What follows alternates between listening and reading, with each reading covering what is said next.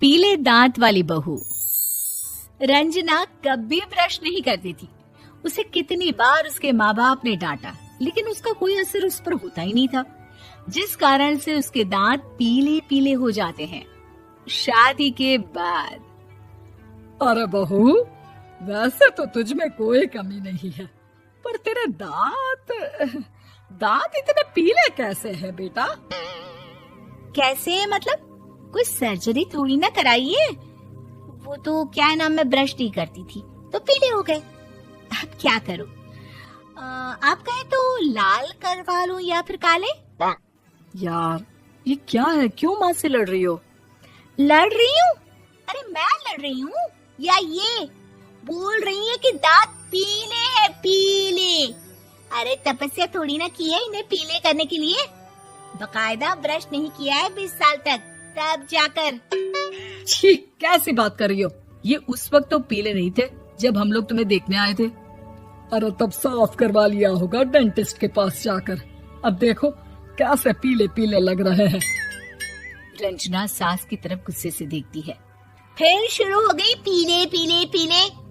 अरे पीले तो तब भी थे जब मेरे हाथ का रसगुल्ला उड़ा उड़ा कर खा रही थी और बोल रही थी, लड़की नहीं गुणों का खजाना दे रहे भाई साहब आप। खैर, अब वो लोग करते भी तो क्या करते, पीले दांत वाली बहू पल्ले पड़ी थी तो झेलना तो था ही। एक दिन कीर्तन में रंजना गाना गा रही थी। अरे कमला बहन, माँ का द्वार है, यहाँ तो सब शुद्ध होकर आते हैं, फिर अपनी बहू को ब्रश भी नहीं करवाती तुम।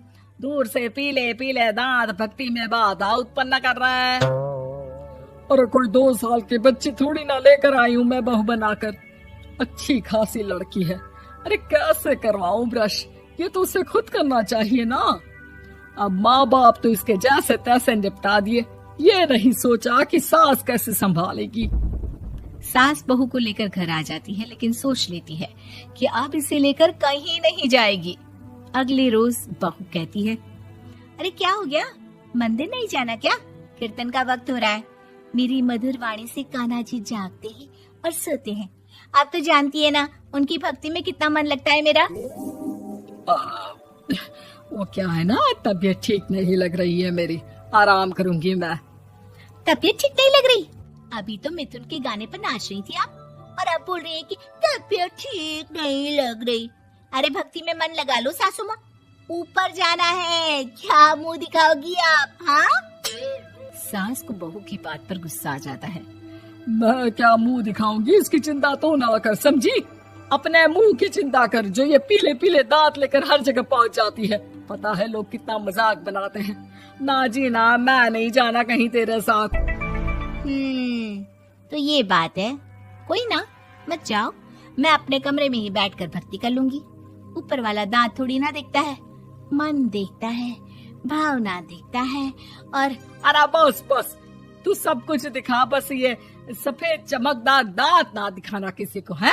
जा यहाँ से। बहू को सास की बात का कोई फर्क नहीं पड़ता, वो तो जैसी थी वैसी ही रह जाती है। सुबह नहाकर किचन में खाना बनाना, फिर खाना खाना, कीर्तन भजन करना और सो जाना। एक दिन, माँ जी मैं सहेली के घर जा रही हूँ, शाम को लेट आऊंगी। हाँ हाँ तो जाना, मैंने कौन सा तेरी आरती करनी है घर पर बैठकर। रंजना सहेली के घर जाती है, जहाँ वो पार्टी में जाने की तैयारी कर रही होती है।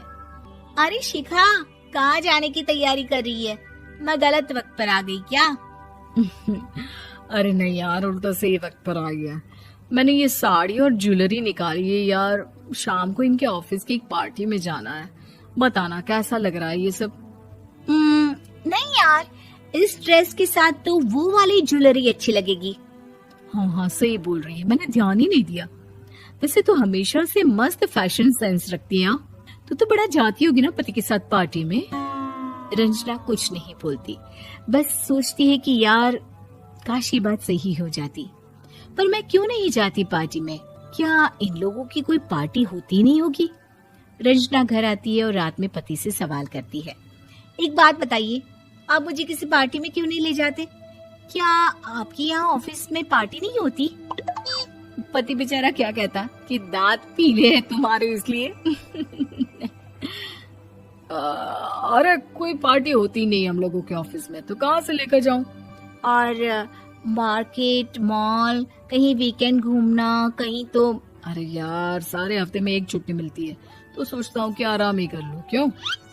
रंजना मन मार के रह जाती है। पहले कभी सास के साथ मंदिर जाया करती थी, लेकिन वो भी सास ने ले जाना बंद कर दिया। घर बैठी बैठी रंजना बोर हो जाती है। तभी उसे आइडिया आता है और वो मायके जाने का सोचती है। सासू माँ, 2 दिनों के लिए मम्मी के घर जा रही हूँ। अच्छा ठीक है, आराम से जा। और हाँ, माँ से कुछ अच्छी आदत सीख कर आना कि कैसे शरीर के हर भाग की तरह दांतों की सफाई भी जरूरी होती है, समझी? शुरू हो गई ना आप। वो लोग आपकी तरह नहीं है कि छोटी छोटी बात का बतंगड़ बना दे। उन लोगों के लिए मैं मायने रखती हूँ, ना कि मेरे पीले पीले दांत। रंजना माँ को बिना बताए उन लोगों को सरप्राइज देती है, लेकिन जैसे ही वो दरवाजे पर पहुंचती है, अंदर देखती है कि घर वाले कहीं जा रहे होते हैं। अब माँ, काश रंजना दीदी के दांतों वाली प्रॉब्लम नहीं होती, तो वो भी हम लोगों के साथ चलती ना बुआ जी की बेटी की शादी में। हाँ बेटा, लेकिन अब उसे कौन समझाए कि उसको उसके पीले दांत नहीं दिखते, लेकिन उसके आसपास के लोगों को कितना एम्बैरेसिंग फील कराते हैं। मुझे तो कितनी बार उसके स्कूल की टीचर ने शिकायत की कि उसके साथ कोई लड़की बैठना भी नहीं चाहती, और ना ही कॉलेज में कोई उससे बात करना चाहता था। लेकिन पता नहीं क्यों उसे ये बात समझ में ही नहीं आती। कोई कमी नहीं है उस लड़की में, बस यही कि दांत पीले हैं। वो तो भला हो जीजा जी और उनकी माँ का, जो दीदी को जैसी है वैसे ही रखा हुआ है। रंजना को अपने घर वालों की बात सुनकर बहुत दुख होता है। वो सोचती है कि वो क्या करे, लेकिन फिर वो सीधा डेंटिस्ट के पास जाती है, अपने दांत चमकाती है और कसम खाती है कि वो रोज ब्रश करेगी। अरे क्या हो गया? तुम तो 2 दिनों के लिए गई थी ना, पर कोई ना, अच्छा है, चलो आ गई तो। रंजना सास के सामने आकर खड़ी हो जाती है और पूरी स्माइल करती है, उसके चमकदार दांतों को दिखाती हुई। हैं? चले मंदिर। माँ, मुझे माफ कर दीजिए, मैंने आप लोगों को बहुत एम्बैरेसिंग फील करवाया। मैं आज से रोज ब्रश करूंगी।